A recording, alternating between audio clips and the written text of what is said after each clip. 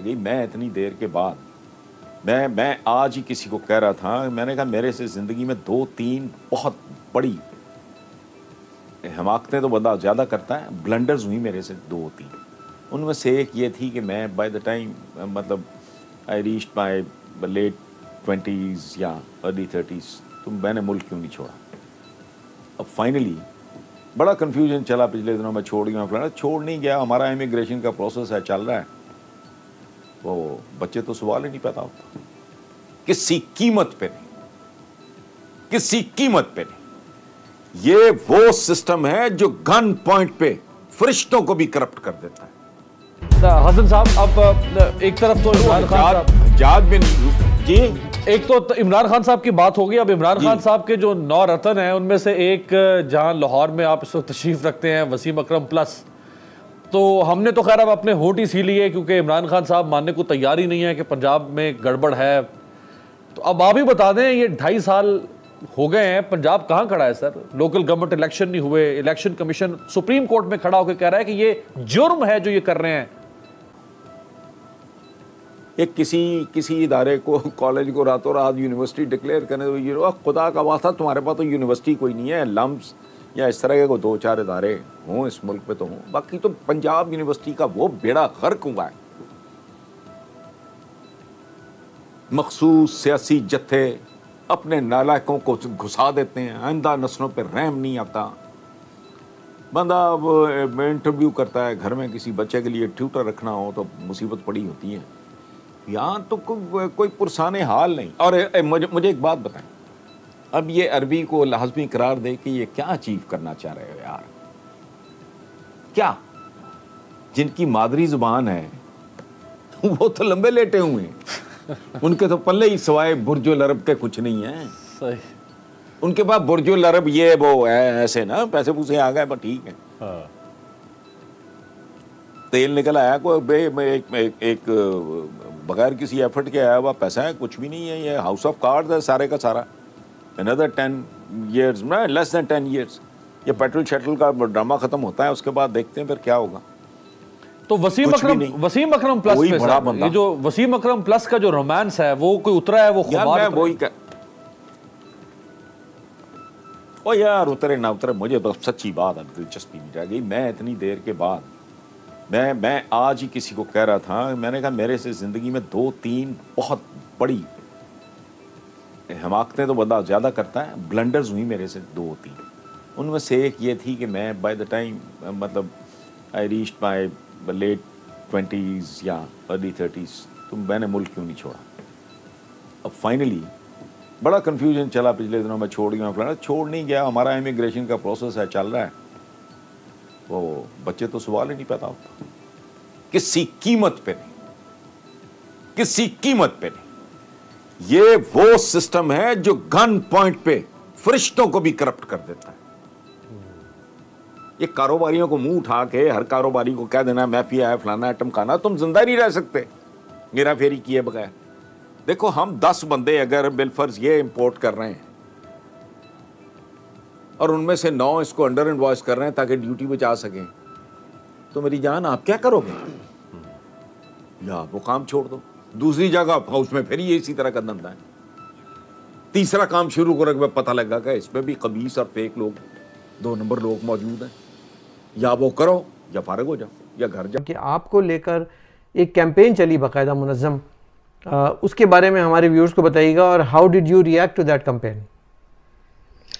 Sir बिल्कुल, अभी भी सर पहले तो खैर मैं परेशान हुई थी थोड़ा सा, और दूसरे भी हो सकते हैं, लेकिन ज़्यादा काम उन लोगों का था जिनके अपने यूट्यूब चैनल नहीं चलते और जिनको प्रॉब्लम होती है कि एज अ फीमेल ये कैसे आगे बढ़ रही है, और हम जो है वो सो कॉल्ड मर्द होके भी क्यों काम उस तरह से नहीं कर पा रहे।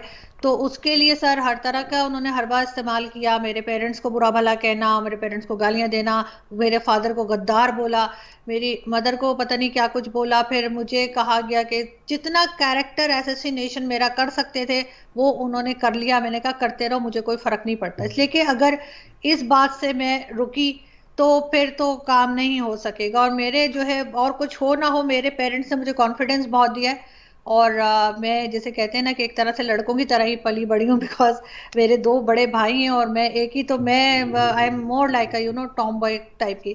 तो मुझे उससे कोई फर्क नहीं पड़ता, एज लॉन्ग एज मैं अपना काम ठीक कर रही हूँ, मेरा सही तो करते रहे, कोई फर्क नहीं पड़ता। थोड़ा बहुत होता है कि हाँ, घर से बाहर निकलने में थोड़ा सा घर वाले कहते हैं कि एहतियात करो, क्योंकि ये पागलों की कंट्री है सर, कोई पता नहीं किस तरफ से कौन आके आपको हिट कर दे। तो मैं तो जब से ये चीजें बढ़ी हैं और अभी तक चल रही हैं, तो मैं तो बिल्कुल इस तरीके से रहती हूँ कि ठीक है, आज का दिन गुजर गया, देखते हैं कल भी होंगे या नहीं होंगे। तो क्योंकि पाकिस्तान में आपको मालूम है कि किसी के ऊपर भी इस तरह से अटैक किया जा सकता है, बहुत आसान है, कोई पूछता नहीं। हमारे यहाँ तो सर प्राइम मिनिस्टर्स तक को मार दिया है, आज तक कोई पकड़ा गया, पता लगा कि कौन है, तो हम किस खेत की मूली हैं। लेकिन ये कि ये चीज होती है और रेगुलर बेसिस पे हो रही है और डेली। परवेज मुशर्रफ साहब का आपने जिक्र किया, तो आपको नहीं लगता कि परवेज मुशर्रफ एक क्लासिक एग्जाम्पल है पूरी दुनिया में पॉलिटिकल साइंस के स्टूडेंट्स के लिए कि अगर कोई हुक्मरान परवेज मुशर्रफ जितनी ताकत रखते हुए भी मुल्क में तब्दीली ना ला सके, सिर्फ इस वजह से कि वो अपने इक़्तिदार को बचाने के लिए कॉम्प्रोमाइज़ पर कॉम्प्रोमाइज़ करता गया अपने उसूलों पर, और बिलाखिर ना उसके पास इक़्तिदार रहा, ना आज उसके पास उम्र बाकी है, ना सेहत बाकी है।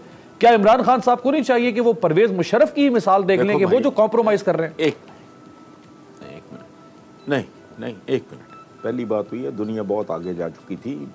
कुछ बिल क्लिंटन था, कौन था आया था जिसने कहा था कि मेरी प्रेसिडेंट के साथ तस्वीर नहीं हुई है? नहीं, times have changed. Ayub Khan ने बहुत ज़्यादा ताकत और बहुत ज़्यादा डिलीवर किया। उसका बेड़ा गर्क किसने किया? कायदे अवाम जुल्फ़िकार अली भुट्टो ने। अच्छा खासा आगे बढ़ता हुआ मुल्क था, उसको न्यूट्रलिन किया, उसको रिवर्स में डाल दिया। अब ये अपने क्लोज अपने आप अपने कैमरामैन को कहना दिखाएं। अब मैं ये तो नहीं पढ़ के सुना सकता आपको, पढ़ के देख लो।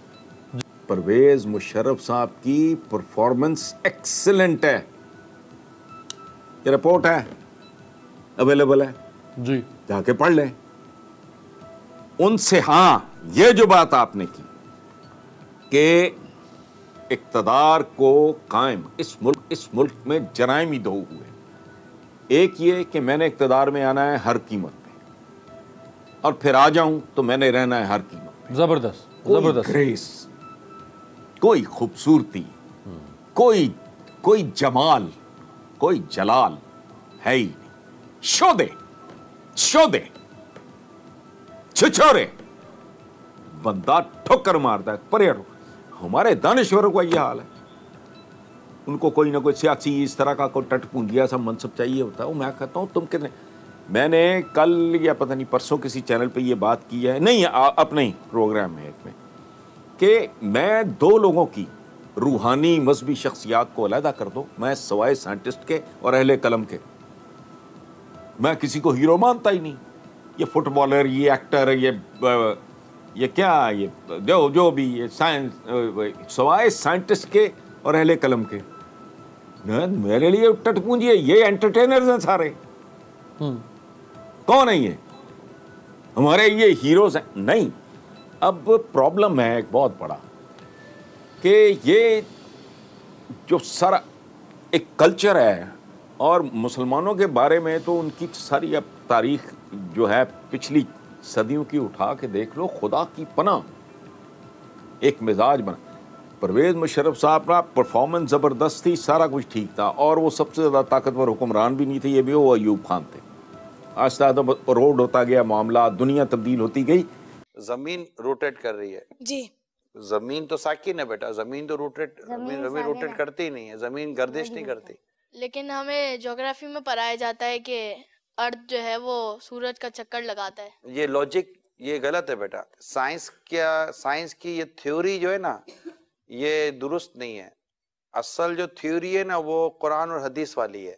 बिल्कुल। और आला हजरत जो हमारे ना इमाम अहले सुन्नत आला हजरत ने ये प्रूफ किया है कि जमीन साकिन है, यानी जमीन मूव नहीं करती। साकिन को एक अच्छा सा वर्ड इंग्लिश का होता होगा, साकिन का स्टैटिक। अर्थ स्टैटिक पोजीशन में है, तो ये मूव नहीं करती। और साइंस कहती है कि जमीन मूव करती है। आला हजरत हमारे इमाम अहले सुन्नत ने कुरान से साबित किया है कि जमीन मूव नहीं करती। नहीं करती। तो हमने बात कौन सी माननी है? इस्लाम की, दीन की। आला हजरत ने इस्लाम और दीन की बात ही की है।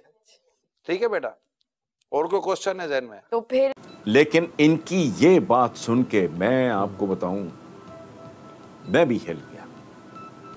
आप मुझे ये बताओ कि घर की बुनियाद अगर घटिया तरीन हो, नमक के डलों पे हो, उस पे बिल्डिंग बना भी लोगे तो एक नहीं तो दूसरी नहीं तो तीसरी बारिश पे उसने डिमोलिश होना ही होना है।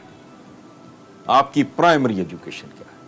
मैं तो कहता हूं 15 साल कोई बंदा अगर बैलेट का नाम ले तो बुलेट, नाम ना ले कोई, 15 साल नेशनल इमरजेंसी, प्राइमरी एजुकेशन पे फोकस। अब बंद करे ये बेशुमार लल्ले तलल्ले, बंद। आपकी क्रॉप, आपकी बुनियाद है प्राइमरी। इधर अभी कोई हरकत, ये मौजूदा जो सीएम है पंजाब, पता नहीं कौन सा कॉलेज उठा के, पता नहीं खुद वहाँ पढ़ते रहे हैं, बहुत अब तो कख नहीं, उसको उठा के यूनिवर्सिटी डिक्लेयर कर दिया। मैं मुंह से ही बोलना है ना। और तुम्हारी यूनिवर्सिटियां बर्बाद हो गई। पंजाब यूनिवर्सिटी का मैं खुद पढ़ा हुआ, सुथने पहनी हुई हैं, कौमी लिबास है। जो कौमी लिबास, सुथन तुम्हारा कौमी लिबास है, ये टर्किश है बेसिकली। तो कोई सर पैर नहीं है, बुनियादों का ही नहीं इल्म इनको। ये बहुत बाकी चालाकियां जानते हैं। प्राइमरी एजुकेशन पूरा फोकस। तुम देखो क्रॉप कैसी आती है। वो यहां तो लोगों को सड़क अबूर करने की 73 साल में तमीज नहीं दे सके आप। उस बच्चे को बताओ, बच्चियों को पढ़ाओ। वो जो नेपोलियन पागल था जिसने कहा था कि मुझे अच्छी माएँ दो, मैं तुम्हें अच्छी कौम देता हूँ। इधर अब्बा भी हो जाए फारिग है, वो हरामखोर है, वो कामचोर है, दफ्तर कभी टाइम पे नहीं जाता, उधर बैठ के वो गप्पे लगा रहा है, उधर सरेआम वो रिश्वत ले रहा है। बंदा कहता वो तनख्वाह इसकी इतनी है, गाड़ी इसकी बाहर खड़ी है 30 लाख की, और दूसरी बेगम के पास जो है वो अलहदा है। बच्चे कहाँ पढ़ रहे हैं? वो तुम्हारी तनख्वाह से तो एक बच्चे की स्कूल फी नहीं पूरी होती जहाँ बच्चे पढ़ रहे हैं। कोई अंधे हैं? अंधे नहीं है, ये बड़े यमले हैं, पता है इनको सब कुछ है। ये सब टोपी ड्रामा चल रहा है। कहते थे, मैं बड़ी दर्दनाक बात है कि यूं दी हमें आज़ादी के दुनिया हुई हैरान, कायदे आज़म तेरा एहसान है एहसान।